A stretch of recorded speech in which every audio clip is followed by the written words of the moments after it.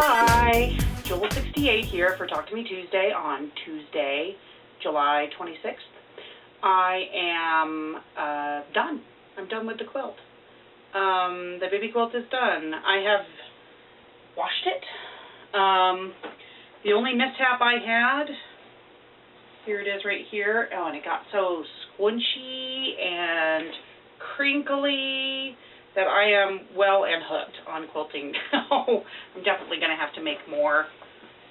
Here it is, all squinchy. Here's the back, all squinchy. And I had got it all bound. I machine bound it.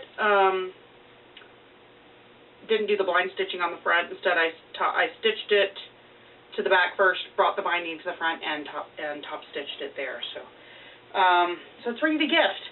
The only thing is, I don't know when I'll be able to give it to him. Hopefully he'll be there tomorrow. I'm on vacation, but and I don't know if he's going to be there tomorrow or not, because the baby may be here tomorrow, because the baby is breech, and therefore if it hasn't turned by tomorrow, they've got a C-section scheduled for tomorrow. So I guess what I'll do is I'll call the office in the morning and see if he's in. And if he is, I'll bring it by. If the baby has turned by tomorrow, then the baby will just come when it comes, which will likely be next week. Anyway, I had a little bit of trouble. I made a label on my printer with some white muslin that I ironed to I ironed it to freezer paper, cut it to 8.5 by 11, and then printed my design onto muslin, and then I ironed the heck out of it without the freezer paper, front and back, to set the color, the ink. And when I washed the quilt, it took me like 4 tries to stitch the label onto the quilt. And because I've never done blind stitch before, and frankly, I still think I haven't done blind stitch yet, but that's okay. But I did get it on there finally, and then when I washed the quilt, 2/3 of the ink faded out of the label, and I was freaking out because, of course, the label's already on, and I'm texting Jennifer going, help! And anyway, she said, well, do you have any Sharpies in the same color? And I'm like, maybe. So I was going to use, I have fabric paint pens, but they're way too broad a tip, and there was just no way I could control it on this small of writing. So I did find Sharpies in the same colors that I originally printed it on, or printed it with, and went over it. And so it bled a little bit, but it's still much better. You can read it. That's the important thing.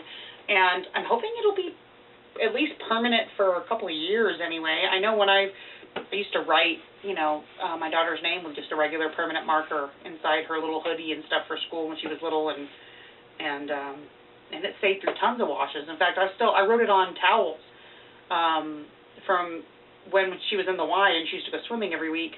I had written our last name on a bunch of swimming towels, and they still have it on there. So I'm hoping it'll still be there. Let me know if you think I should probably iron it to set the ink. I'm not really sure, but I've never had to do that with anything else before, so I think it'll be okay. So that's it. It's ready to gift. I still don't know how I'm going to wrap it.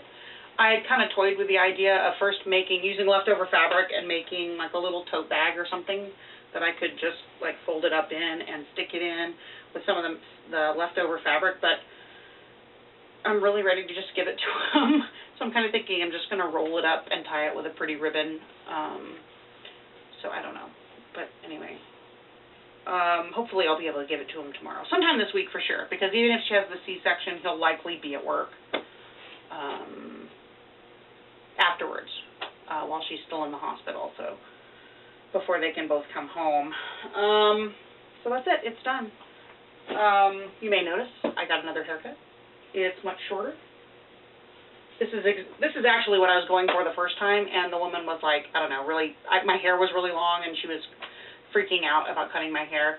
I went to someone very reliable that I usually go to, and and she made it right today. So, I mean, it had already grown out so much that it was like flipping out all over, and it'll take a little longer for this to grow out. So, yay!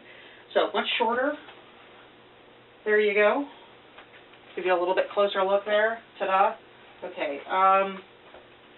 anything else crafty I've been doing? I thought I was going to run out of binding, but I still have a bunch, so I don't know what I'm going to do with that. Looking for a way to do the label today. I sort of destroyed the project room. That's why I'm facing this way, because that way is just complete and utter chaos. That's about it. And I wish I would stop ending every sentence with a question mark. That's really driving me nuts. I will put a picture of the label, how it ended up with the Sharpies. I can't even stop touching the quilt. I'm like, oh, quilt.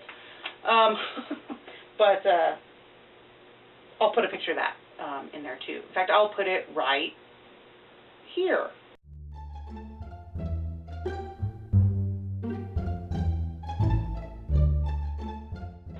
I love doing that. And I guess the only other crafty thing is kind of trying to invent some summer cocktails. These are ice cubes, mini ice cubes made with a mini ice cube tray. And the ice cubes are actually, I made a picture of like ocean spray, sugar-free, cranberry limeade, something like that. And so I filled the ice cube tray with that, and then as they would freeze, I would throw them in a big baggie. And so I have like a whole giant baggie of that in my freezer. And I just basically filled this lovely drinking jar, my cocktail jar, up halfway with the ice cubes, and then poured a shot and a half of vodka on top of that. And you just slosh it around until it starts melting the ice cubes, and becomes quite a tasty frozen cocktail. And actually, the way I first came up with this idea was I didn't have anything to mix, and I'm not a straight vodka drinker, and I really wanted something, an adult beverage, and I wanted it icy cold, and I didn't know what to mix it with, because again, I didn't have anything to mix it with, and I was like, I just can't do it. I can't just pour it over ice. Sorry, that's just not me. So I dug around and looked in my freezer. I had some sugar-free popsicles, and so I took a couple of those and I crushed them off the stick and into a glass and crunched them up a little bit, and then I poured a shot of vodka over it and stirred it up, and the popsicles got kind of all slushy, and it was mwah.